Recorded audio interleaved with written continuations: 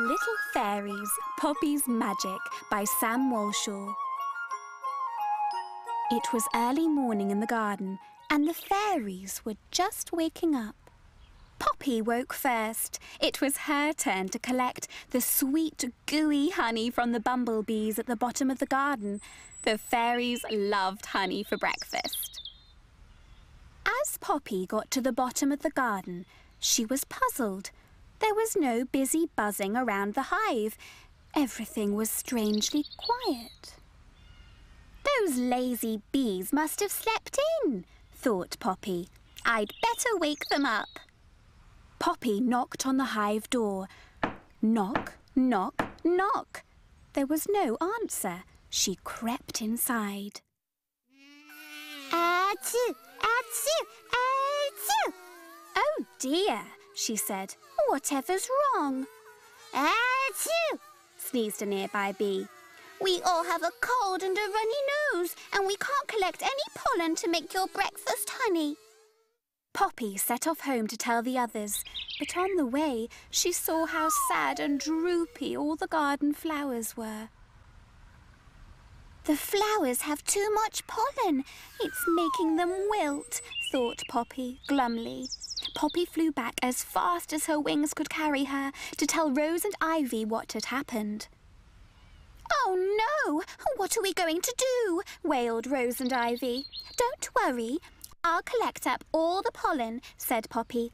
Meanwhile, I need you two to take care of those poorly bumblebees. With a wave of her wand, Poppy trilled, time for some fairy magic. Poppy flew round and round the garden, sprinkling magic dust on every flower and tree. She sprinkled all day long, touching every single petal and leaf. The sun was setting when Poppy finished. She flew wearily back to the hive. We thought you were bringing all the pollen, Poppy, moaned Rose and Ivy. The bees need it to make their honey, and the flowers have too much to carry. They look even worse than before. Don't worry, just wait and see, smiled Poppy. As the sun sank and the moon rose, Poppy whispered her magic spell. Pollen, pollen, shine like gold. Let's help the bees, they have a cold.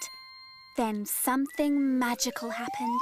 The flowers began to stand up straight. They shook and jiggled about as if they were dancing. As they shook, the pollen rose out of them and floated around in the clear night sky like millions of tiny golden stars. Poppy flew through the air, followed by the magic sparkling flower dust. This way, she whispered, guiding the pollen to the hive. Like golden snow, the pollen settled into the bumblebees' waiting buckets. By now, the bees felt much better, and the hive was busily buzzing with excitement again. 3 cheers for the fairies, buzzed the bouncy bees. The bees were so pleased, they gave the lucky fairies an extra big jar of honey to take home. After all, it was almost breakfast time again.